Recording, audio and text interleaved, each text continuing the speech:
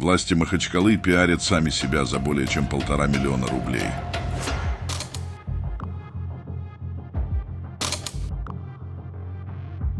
Такого даже в 90-х не было.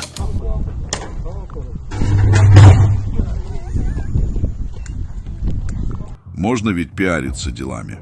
Видимо, нельзя. Мэрии остается только тратить деньги на пиар.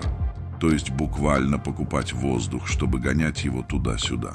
Посмотрим теперь, кто выиграет этот тендер. А это проблема не только Махачкалы, но и всего Дагестана. А теперь представьте, сколько денег в масштабах всей республики тратят на пиар властей и Сергея Меликова лично. Это не что иное, как распространение фейковой информации, за которую сегодня тоже предусмотрены статьи Уголовного кодекса. Раскавказ. Подписывайся, смотри о Кавказе.